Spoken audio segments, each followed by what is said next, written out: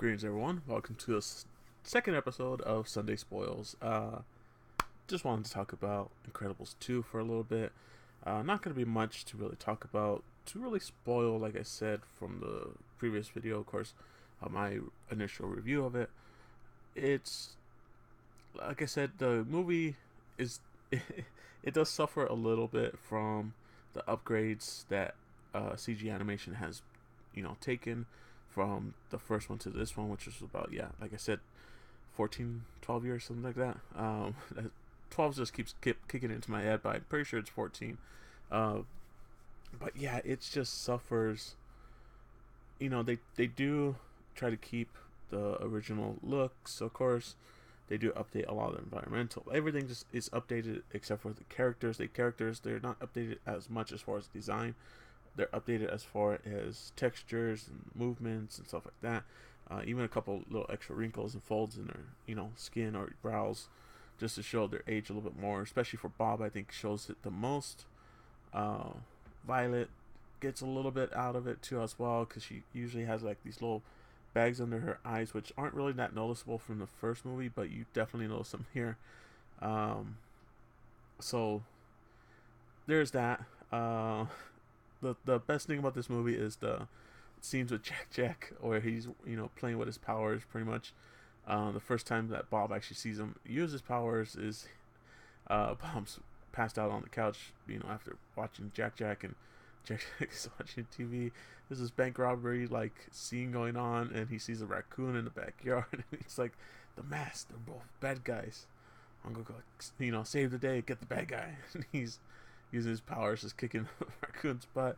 It is like the best scene, which is kind of hilarious in the whole movie.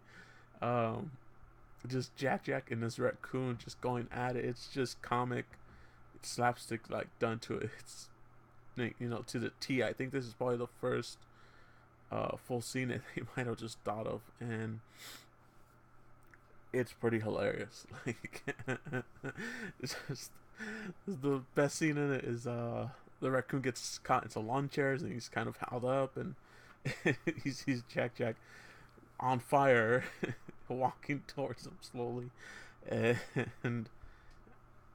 it's just, I don't know what it is. Like, the audience laughed pretty hard on that one. It was just great. What else? Like I said,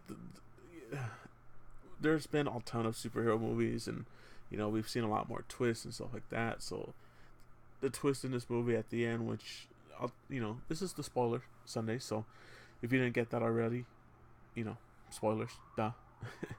But pretty much the main bad guy, the Screen Slaver, which I'm surprised they went with Slaver in the name for a bad guy, but cool, go Disney. I'm surprised there's no backlash on that. At least I haven't heard anything from it, but I guess it works really well. It's SS, Screen Slaver, so they don't add a divider, and it's just one whole word. So I guess that's how they got around it. But yeah, like, pretty much Screen Slaver is the sister of the guy who wants to bring supers back into the spotlight, so then they could get unbanned and be superheroes again. Because the incident at the beginning where they it happens right after the first one, which is the Underminer, causes quite a bit of damage, and he still gets away. So it's kind of like superheroes living in the past, where this new era is just kind of going on without him, because it's just the new age. So I do like that. What else? The whole family dilemma with Bob trying to be Mr. Mom, and Mrs. Parr and Miss Incredible, Alan Parr, is pretty much going to be the new main super. It's a very unique. Well, it's not really unique, but it's the way it's done is very unique in its execution, and I think it works really well just to see, the father figure being, Mr. Mom, which you don't see that too much in movies, or if you do, it's pretty much the only story in that movie, and there's really nothing else to it. Where here, it's like, yeah, he's doing that, but he he's also a badass superhero. So there's a lot to work with here. And what else? Like I said, there's not really much to spoil because when you're watching the movie, you kind of the screenslaver, you kind of figure it out. It's either the brother or the sister that run the big ass company. So you kind of figure it's one of them really. And there's they try to throw you off a little bit with this random guy who Howling kind of tracks down and fights and captures him and sends him away supposedly. And it's like he's supposed to be just a pizza delivery guy. And it's like, well, anyone could be a bad guy, which yeah, we've seen in comics. It's like anyone could literally be a bad guy. So they kind of throw you off a little bit, but in the end it ends up being the sister, which some people, I kind of figured it was the sister, but that might just be from looking at all the theories and everything online. So I might have spoiled that a little bit for me, but if you got surprised by it, good for you. You stayed away from the spoilers and all this stuff better than I did. So, congrats. But yeah, man, there's just not.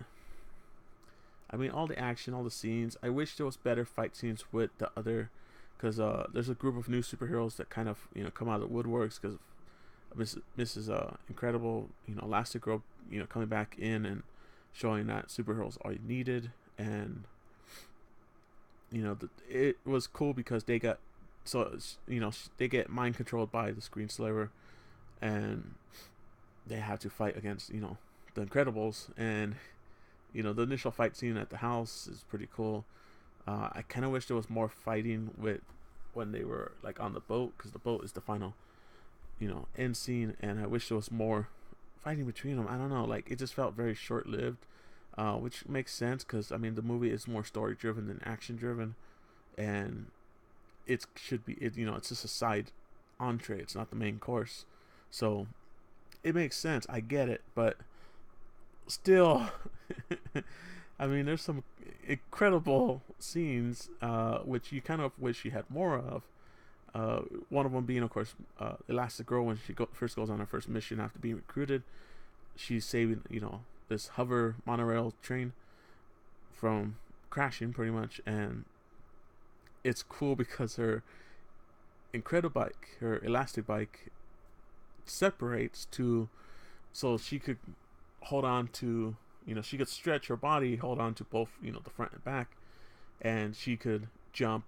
She lets herself go and she rubber bands back up. She could jump over stuff.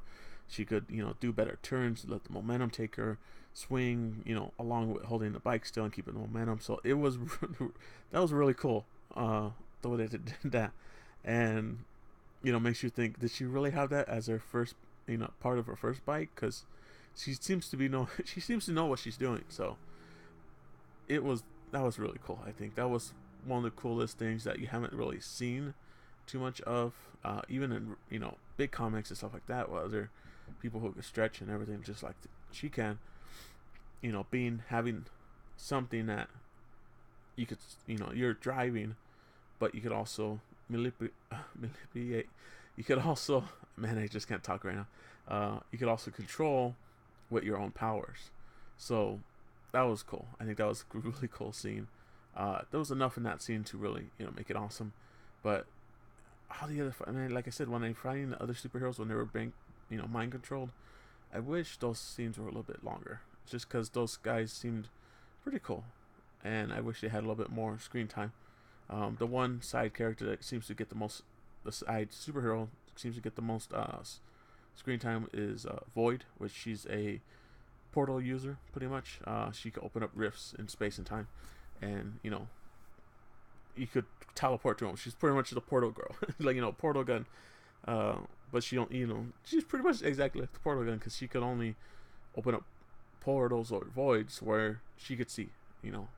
She could, as long as she has sight of it, she could open up something, a portal there.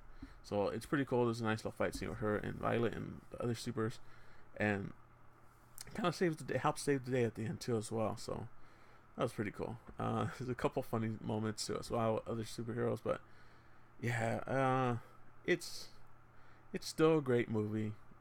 It's just We've seen a lot of superhero movies, and the superhero part of this movie we've seen, but the story and the family part, that's something else. And that's why I said I wish they would, Brad Bird could do a Fantastic Four movie, because I think he gets that family part down, that, super powered family part down, and I think it would be great for the first superhero family to get a treatment of that.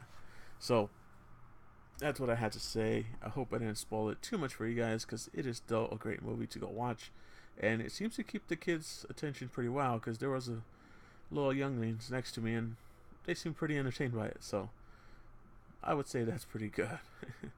But until next time, guys, we're seeing Jurassic World next week, so keep an eye out for that if you're interested. But until then, later.